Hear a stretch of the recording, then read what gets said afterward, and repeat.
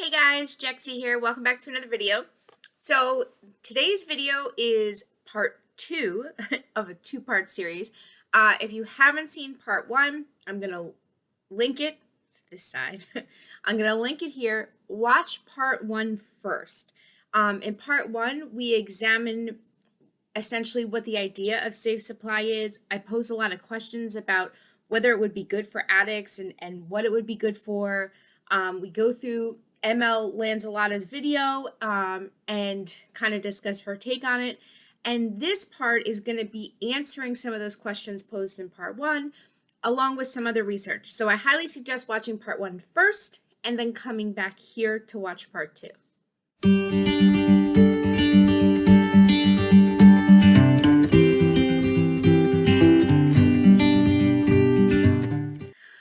Okay, so if you're new to my channel, welcome. My channel is all about recovery from addiction, my personal experience, research, things that we can talk about in this category. I think that there's a lot of talk about the problems of addiction, but we don't always talk so much about recovery and ways in which we can help in this area. So if you're new, please subscribe to my channel. It helps me a whole lot. And if you like this video, please leave a thumbs up. It also helps me. Yeah, all right, so let's get into it. So as we discussed in part 1, safe supply, as we discussed in part 1, was essentially all about giving a safe supply of medical grade heroin for heroin addicts. However, safe supply, as I have done research over the last week or so, I have done more reading and research on this topic than I ever thought I ever could possibly do. So keep in mind that safe supply is not just heroin for heroin addicts. It could be amphetamines for amphetamine addicts, marijuana for marijuana addicts, right? Like it really can be seen in a whole variety of ways. We're going to talk about it as it relates to heroin and opiates because that's kind of how we phrase part 1. But keep in mind that safe supply can be used for a variety of different drugs. Okay, so the lighting should be a little bit different. I closed my curtain. I'm sure the camera cutting in and out on my face was getting annoying. It was hard to watch on the viewfinder. Okay, so some things to discuss. 1, is it worth it? Does it help addicts? Who does it help? What's the statistics? Is it being done? You know, there's a whole lot of questions we posed in part 1, so we'll kind of break it down piece by piece. So the first thing is, you know, is safe supply a new idea? And the answer is no. No, safe supply has been something that has been done for a really long time. As ML Lanzalotta mentioned in her video, what they call the British model of safe supply was when they would actually give people take-home doses of a medication that they can use at home. In Sweden, Switzerland, oh, now I don't even remember. It'll all be marked up. I'll put it on the screen. I think it's Switzerland. What they did was they changed the way in which they did safe supply, in which they had the person use the substance at the doctor's office, like in the center.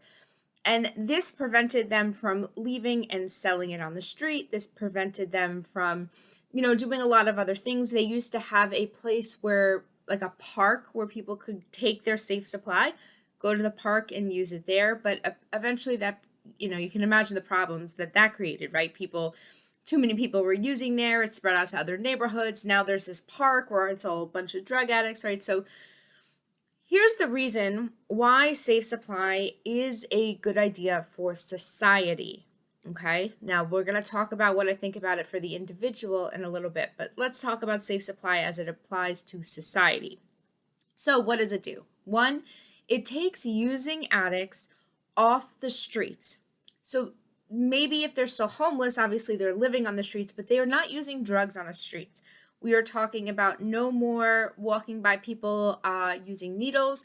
You're not going to find needles on the floor. You're not going to find, you know, the overdose person like in the middle of the alley, right? Like a lot of this stuff, it's better for society when you have people using in a safe, controlled environment. It's also going to lead to less overdose deaths. Now, why is that good for society? Well, deaths cost money. It costs money for the police to show up. It costs money for the ambulance. It costs money for the hospitals and the coroners, especially if that person doesn't have life insurance or health insurance or family, right? Like, who do you think pays for that? And so having less overdose deaths is significantly cheaper for society as a whole. It's financially great. You take addicts off the streets, so neighborhoods become cleaner in that sense. It's cost effective, right? And then also you're having less crime, right? Because if addicts can get their drug of choice for free in a controlled environment, they have no need to commit crimes to get money for their drug use. Most addicts, not all obviously, but most addicts who are out committing crimes to support their habit, it's to support their habit. It's so they can get the next dose. If the next dose is guaranteed to them, then there's no reason for them to commit crime. So this is a whole lot of reasons why safe supply is good for society, right? I don't think there's any doubt that safe supply is good for society. It takes using addicts off the streets, right? There's no more using on the streets. You are making it way less expensive for a community to pay for overdose deaths. And you don't have, wow, blanked on the third thing. Oh, crime, obviously. You don't have crime. I mean, obviously you still have crime, but you don't have crime committed by addicts who are trying to get their next high. Right, so those are big things. And in fact, a lot of the research, which again, it's all going to be linked below, I had originally thought that maybe I would put things on the screen and we would dissect each article, but there are so many from so many different countries, and the information is constantly changing. So I figured it would be way easier for me, for you guys, for me to sum it up to you and then provide you with the links if you're really interested in learning more. Okay. So we know that safe supply is better for society. Now here's where things kind of get in the a little shadier for me. Is it better for the drug addict? Okay. Now, there was a lot of discussion as to who would get this. Now, keep in mind the U.S. does not have free healthcare, and so to have free drugs sounds crazy, right? But in most countries, most first world countries, developed countries, healthcare is free. It's not something they have to pay for. So this would just work the same way any other prescription drug program would work in those countries. For us, we have a whole lot to deal with in that area. So the idea of getting free drugs and who would it cost, and you have to keep in mind that in the countries that are already doing this, like Canada just implemented it recently. Norway is starting to implement it, I think, this year into next year. They all have free healthcare systems. They all have programs for you need medical attention, you get medical attention. It doesn't matter about insurance. So keep that in mind when we're discussing. For anybody who's watching who's in the U.S., I know that kind of sounds crazy and that it would cost somebody something, but keep in mind that when we're talking about them getting free drugs, they're already getting free medications. It's just part of how that works. So one of the things that I know in this country, when it comes to medically assisted treatment for addiction, for opiate addiction, specifically methadone and Suboxone, is that there is a really big problem in the availability of those medications for addicts. For example, methadone clinics, you have to, there's very few of them because many people don't want those clinics in their neighborhoods, so they're hard to come by. You have to go there early in the morning, stand in line, and it's hard to get a job if you need to stay in line for the methadone clinic, right? So there's a lot of problems that come along with methadone clinics. Suboxone, which is usually prescribed by a doctor, in fact, so some doctors, you can get it prescribed on a couple days at a time. You can get it prescribed a week at a time. You can get it prescribed as a month at a time. And Suboxone, you're actually allowed to have it prescribed for a 90-day supply at a time. So you can either get all 90 days or get one and then get 2 refills. That's the max it's allowed to be prescribed for. And so what happens is that addicts are always, for a very long time, have been seen as a demographic that are easy to take advantage of, easy to make money off of. And so when it comes to things like Suboxone, people take the fact that addicts are willing to pay a lot of money for drugs and makes Suboxone very hard to obtain. Now, this isn't the case everywhere. This isn't the case in every state. There are a lot of places. I know Real Talk Recovery, Dr. B, I'll leave their stuff down below. They have a lot of great resources on how to get Suboxone at a reasonable rate, depending on where you live. I don't know if they have information for every state, but I know that they really help in that area, so I'll leave that link below. Oh, my nose is running. I'll link the video here as to why my nose runs all the time.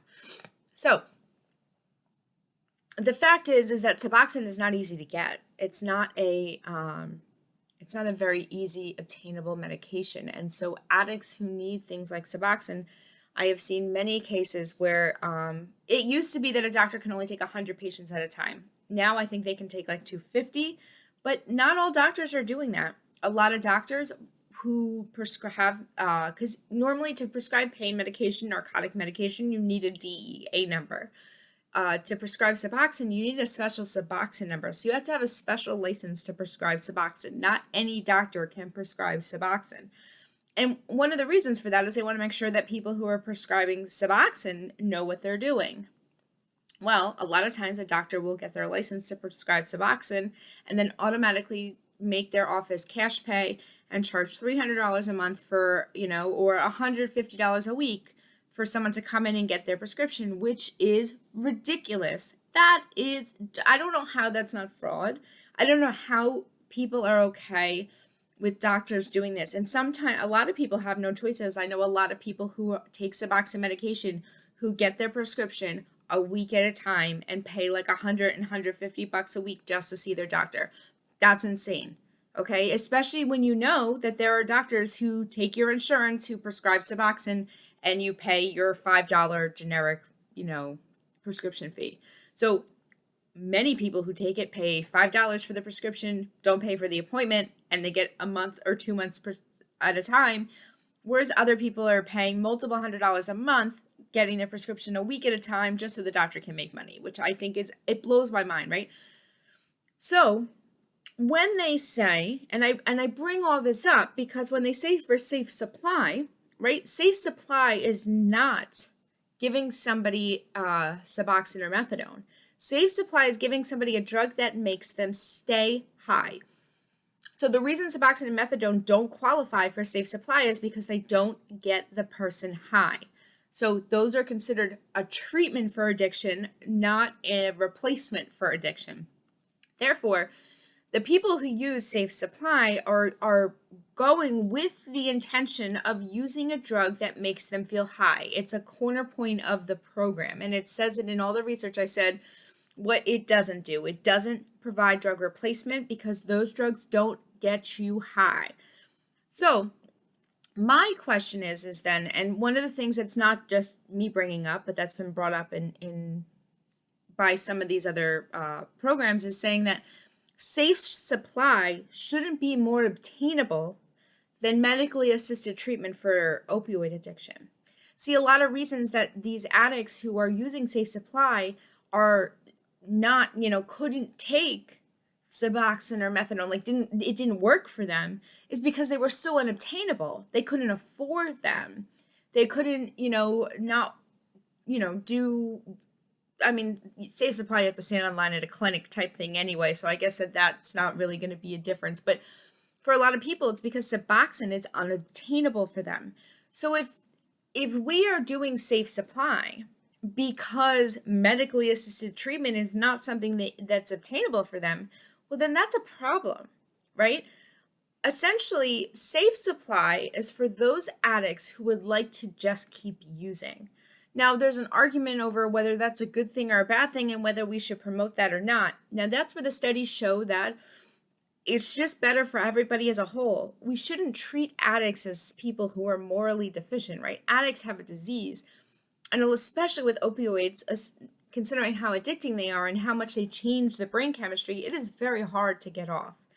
Now, you do not have to be an addict. You do not have to be diagnosed with having opiate use disorder to qualify for safe supply, because they want to make safe supply available to as broad of an audience as possible, right? Because those that are the lowest of the low that really, really could benefit from something like this may not have ever been to a doctor, may not, get diagnosed. So they want to make sure that in most places it's as obtainable as possible. So you don't even really need a diagnosis to go to one of these places. But the problem I have is that there is discussion in many countries that have safe supply that safe supply is easier than medically assisted treatment or treatment for addiction. And it says very clearly, safe supply is not treatment for addiction. Safe supply is harm reduction in regards to allowing an addict to keep using without having to worry about sharing needles, which could lead to HIV, hepatitis C, and a whole lot of other encephalitis, I think they said, infections, right? Sharing needles and using drugs on the street is dangerous. So it is harm reduction, right? It is better for addicts to use in a circumstance like this. However, it is not conducive to living a healthy, happy, productive member of society type life. Why?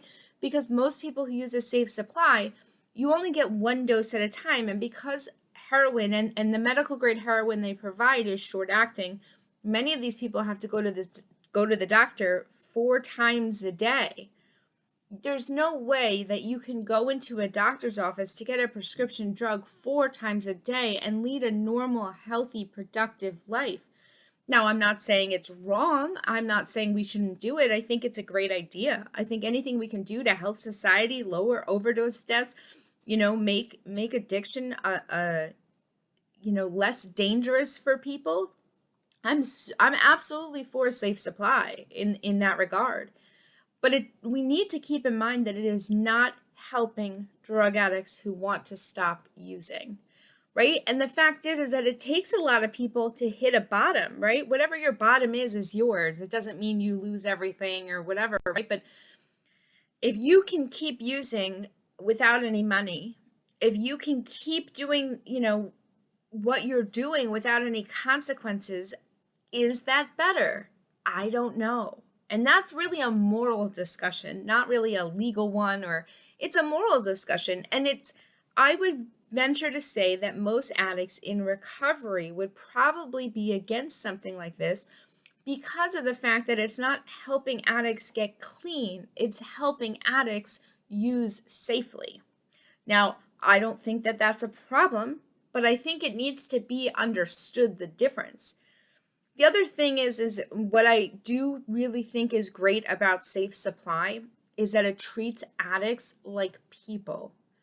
When you are getting your drug of choice from a doctor's office in the same way you would if you were a diabetic or had high blood pressure or, anything like that, you're being treated as a person with a disease and not the dregs of society, right?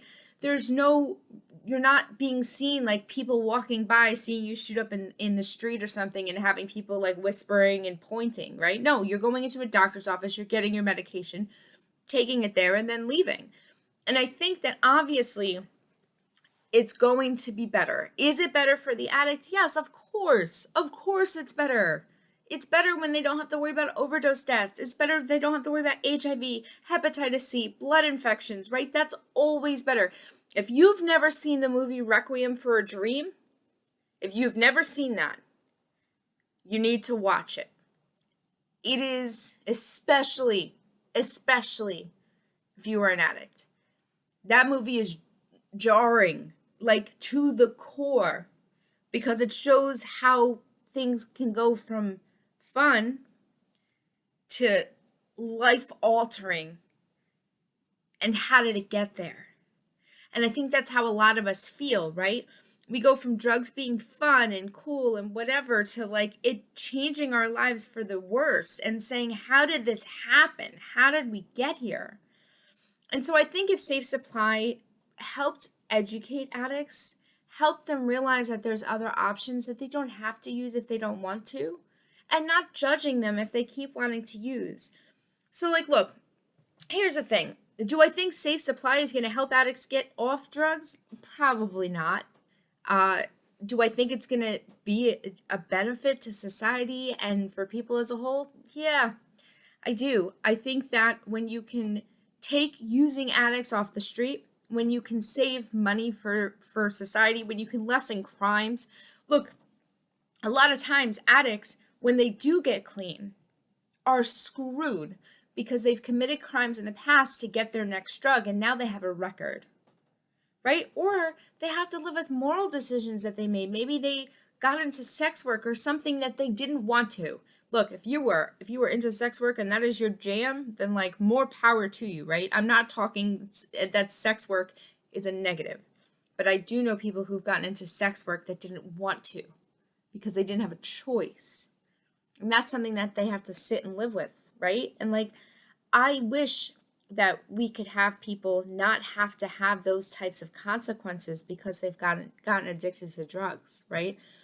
I think that, you know, your past shouldn't define your future. And if you have a background, if you've been arrested, if you've committed crimes, like you can't get past that, right? Like maybe you move far enough into a future where an employer is willing to overlook the fact that maybe 10 years ago you committed a crime, but good luck getting a job when you have 60 days clean, fresh out of jail, And so if safe supply allows addicts to more easily get their shit together when they get clean, right? It allows them to say like, look, you know what? I don't want to do this anymore. I want to get a job. I want to stop using, right? They're not going to have that same past. They're not going to have all those consequences, right? Because they've been using in a safe way. And I think that there's something to be said about that. So, as I said, when it comes to addiction and helping addicts, do I think that it helps addicts get off drugs? No. No, I do not. But I don't think that was ever the intention. I don't think the intention of safe supply was to help people stop using. I think the intention of safe supply was to save lives, was to keep addicts from developing diseases that they don't need to get, save money for society, and keep people safer because there's less crimes. I mean, these are all benefits. And frankly, I think that the benefits far outweigh the negatives. I just want to make sure that in the places that do offer safe supply, they are also offering medically assisted treatment and other drug rehabilitation programs at just an easy of a rate, right? If it is super easy for you to get safe supply, it should be super easy for you to get Suboxone or go to rehab or any of these other options. We shouldn't make using easier than treatment, right? Treatment should be just as easy, if not easier. Because if we make treatment easier than safe supply, then maybe we'll get more people trying to use treatment options, right? So I think that if we're going to allow safe supply, that also means we have to make treatment options more readily available, right? We shouldn't make it hard to get into rehab. We shouldn't make it hard to get put on Suboxone or methadone, right? Like that should be easy. All right, so let me know what you think. Do you agree with me? Tell me honestly. If you don't, that's okay. If you want to support my channel and my mission to share about recovery in a normalized way, right? Like I'm an addict with 8 years clean, and like there's a lot of people on YouTube who are in recovery, but they very rarely talk about it, minus a video or two. And I want to normalize that conversation. So if you'd like to help me do that, join my Discord, follow me on Twitter. I have a Patreon where I post extra content that I can't post here because my kids watch my channel. So let me know what you think down in the comment section below. If you think that you know somebody who needs to hear this, share it. I'm all for it. I respond to everything. So thank you guys so much for all your support, for watching my videos. We are almost at 1,000 subscribers. I can't believe it. All right, I will see you Wednesday for trivia, and I hope you guys all have a great day. Bye, everyone.